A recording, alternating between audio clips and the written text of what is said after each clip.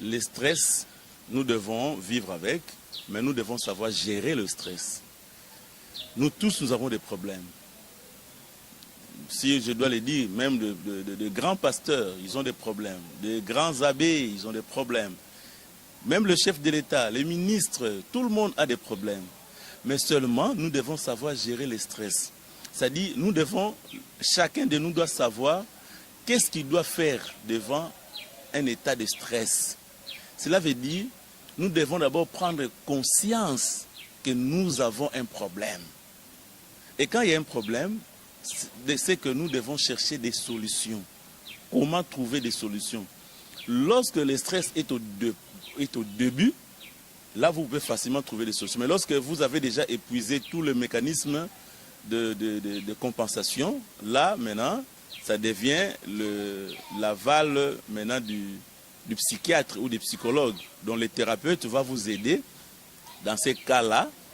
Comment, aujourd'hui à Kinshasa, quand les gens sont stressés, ils ont des petits problèmes, ils ne dorment plus bien, il y a un trouble de sommeil, il va voir le pasteur. C'est bien, mais ce n'est pas au pasteur de trouver des solutions, parce que les pasteurs aussi sont stressés, les pasteurs aussi ont des problèmes d'anxiété, les pasteurs aussi dépriment, et quand ils dépriment, ils viennent vers le psychiatre. Donc nous devons comprendre qu'il faut aller vers le psychiatre pour trouver des solutions.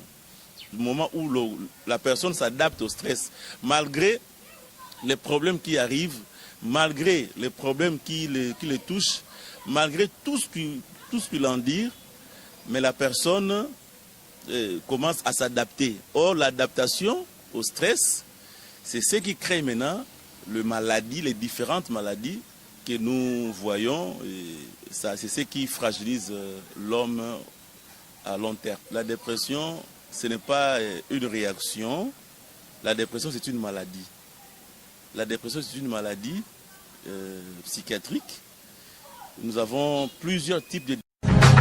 Radio Bissonyonso Congo, RDC, une chaîne au cœur du monde. Vous êtes sur la radio Bissonyonso Congo RDC.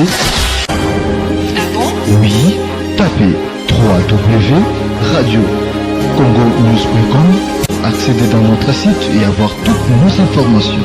Soyez le mieux informés dans le monde numérique. Je suis Justin Mouilou, je suis médecin neuropsychiatre. Je travaille au CNPP, dans le centre neuropsychopathologique de Kinshasa. Je suis spécialiste en stress et qualité de vie des malades chroniques. Et là, je travaille sur le PVV, donc les personnes vivant avec les VIH-Sida, les tuberculeux multirésistants, et je travaille sur les toxicomanes et plus précisément sur les alcooliques. En fait, le stress, de façon générale, c'est une réaction d'ailleurs physiologique. C'est l'organisme qui réagit face à quelque chose d'étrange. Quand, par exemple, on voit un serpent, le corps réagit. Cela veut dire qu'il y a quelque chose d'étrange auquel l'organisme fait face. Et le stress peut être perçu de façon normale, donc dans ce cas, il est physiologique, mais de façon pathologique. Donc le stress peut apporter des problèmes, par exemple, de maladies. Dans quel cas, par exemple, lorsque le stress évolue dans le corps humain, il y a trois grandes étapes. Il y a la phase d'alarme, la phase d'adaptation et puis la phase d'épuisement. Ce sont ces trois phases-là qui expliquent le déroulement du stress.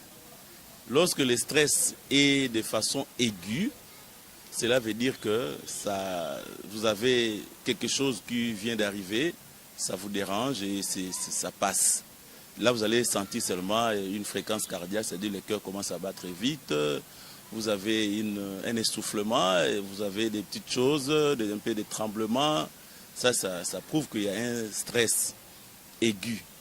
Mais de façon chronique, c'est lorsque il y a maintenant épuisement, donc l'organisme ne sait plus supporter cet état. Par exemple, le stress a fait longtemps dans l'organisme et là, ça peut maintenant apporter des maladies. Vous pouvez avoir une rhinite, par exemple, les rhumes qui ne se terminent pas.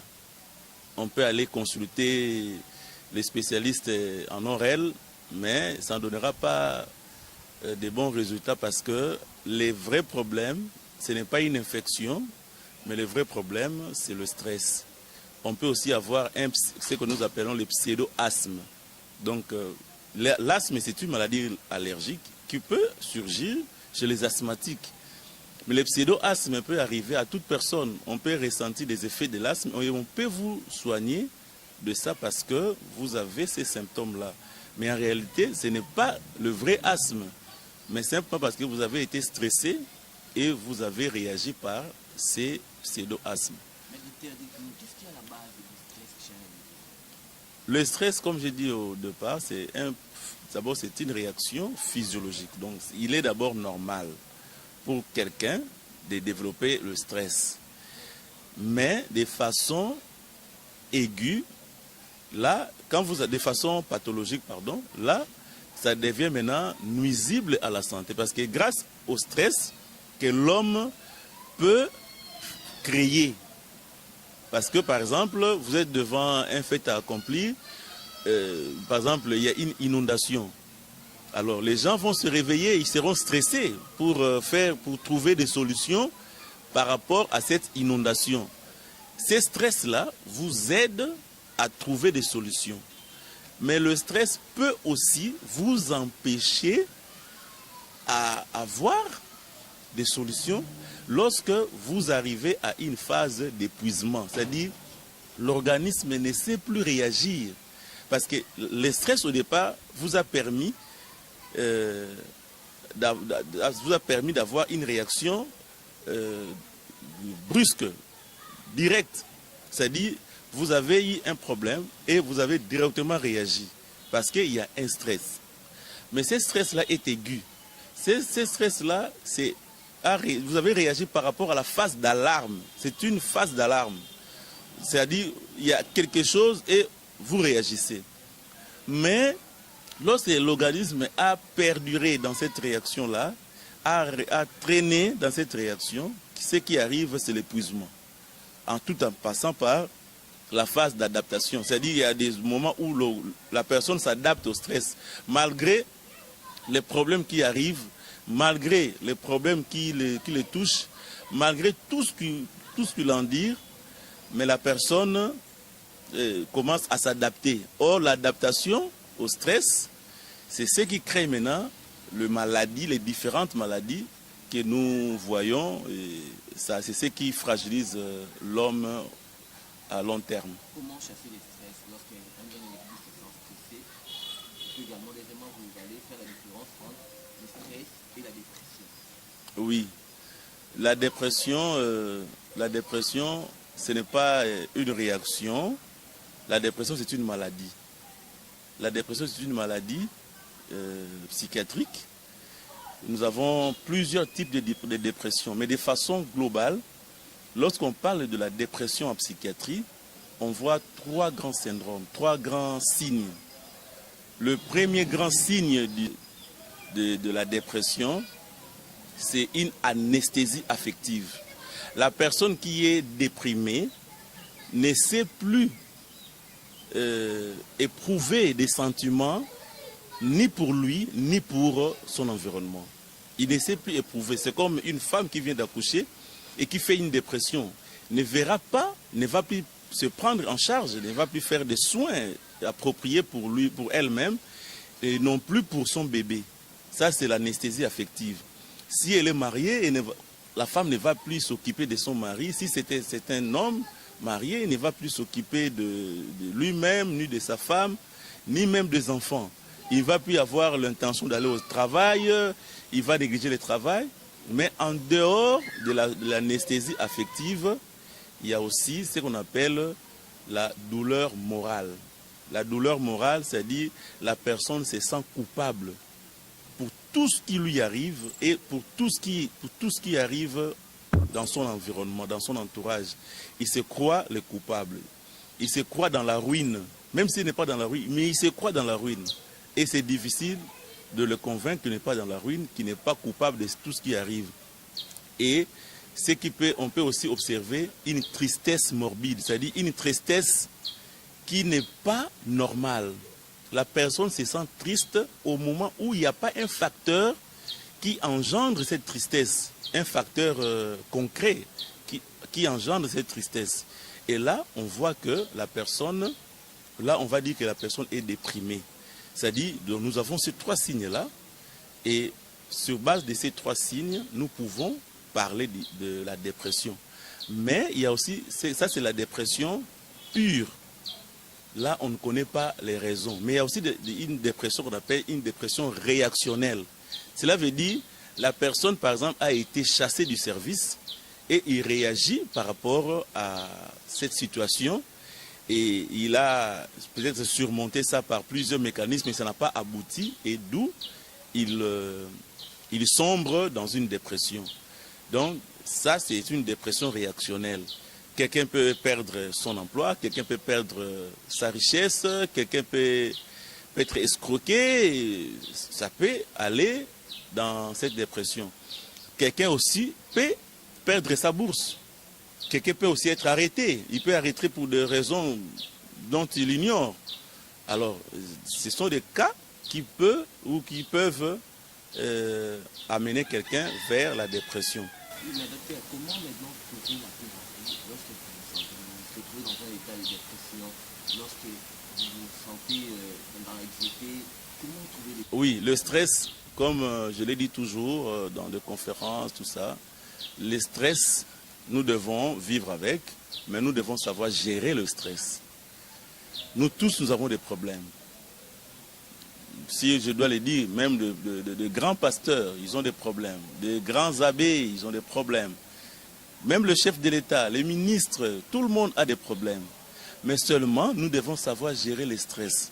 C'est-à-dire, chacun de nous doit savoir qu'est-ce qu'il doit faire devant un état de stress. Cela veut dire, nous devons d'abord prendre conscience que nous avons un problème. Et quand il y a un problème, c'est que nous devons chercher des solutions. Comment trouver des solutions? Lorsque le stress est au début, là vous pouvez facilement trouver des solutions. Mais lorsque vous avez déjà épuisé tout le mécanisme de compensation, là maintenant, ça devient l'aval maintenant du psychiatre ou du psychologue. Donc le thérapeute va vous aider dans ces cas-là, comment trouver des solutions. Il y a plusieurs techniques, il y a plusieurs thérapies pour mettre à l'œuvre pour que celui qui est stressé, celui qui est anxieux, celui qui est déprimé puisse trouver des solutions. Donc il y a plusieurs thérapies et ça dépend. Il y a des thérapies qui sont mieux adaptées pour des cas comme ça. Et là, c'est l'apanage du spécialiste. Et c'est auprès du spécialiste qu'on peut aller, donc le psychiatre ou le psychologue, mais qui a une certaine formation thérapeutique pour aider ces gens-là. Mais on ne peut pas aller n'importe... Parce qu'aujourd'hui à Kinshasa, quand les gens sont stressés, ils ont des petits problèmes, ils ne dorment plus bien, il y a un trouble de sommeil, il va voir le pasteur. C'est bien, mais ce n'est pas au pasteur de trouver des solutions, parce que les pasteurs aussi sont stressés, les pasteurs aussi ont des problèmes d'anxiété, les pasteurs aussi dépriment, et quand ils dépriment, ils viennent vers le psychiatre. Donc nous devons comprendre qu'il faut aller vers le psychiatre pour trouver des solutions. Docteur Mounias, est-ce qu'aujourd'hui les conseils en neuropsychiatrie étaient importants dans cette situation? Oui, bien sûr. Il faut recourir au psychiatre, au neuropsychiatre, pour être soulagé, parce que la psychiatrie, dans sa définition, c'est l'art de guérir, dans sa définition étymologique. Donc, psyché qui est l'âme, et iatros qui est guérir. Donc, c'est l'art de guérir l'âme. les gens qui sont malades de l'âme, parce que nous soignons l'âme, nous soignons l'esprit. Et tout ça repose sur le cerveau. Et lorsqu'on donne cours de psychiatrie, on définit la psychiatrie comme étant le traitement, donc l'étude de pathologie et les traitements de maladies qui affectent le psychisme. Le psychisme étant l'état d'âme. Parce que quand quelqu'un, dans sa vie courante, ne sait plus gérer ce qu'il y a autour de lui, ce qu'il y a autour de l'autre, c'est qu'il a un problème au niveau de son mental et il faut l'aider. Pour l'aider, il faut un psychiatre. Et au 082 034 45 54, ça c'est mon numéro de contact, 082 034 45 54. Un dernier message, c'est que le peuple congolais doit connaître la place de la neuropsychiatrie dans notre société, dans notre développement. Pour que le Congo se développe, il faut que nous puissions connaître la place de la neuropsychiatrie, parce que le développement part du mental. Lorsque le mental ne se développe pas, le développement ne sera jamais efficace. C'est vrai, on peut développer l'eau, on peut développer je ne sais pas quoi, on peut tout faire. La vraie émergence doit partir du mental. Et la révolution de la modernité, c'est très bien. Moi, j'ai toujours aimé ça, mais ça doit partir d'abord du mental. Parce que les gens peuvent combattre cette émergence-là lorsque le mental n'est pas préparé. D'où il faut aller vers le mental pour que tous les projets puissent aboutir positivement. Je vous en prie. Radio Bissonyonso Congo, RDC, une chaîne au cœur du monde. Vous êtes sur la radio Bissonyonso Congo RDC. Ah bon? Oui, tapez www.radiocongonews.com, accédez dans notre site et avoir toutes nos informations. Soyez le mieux informé dans le monde numérique.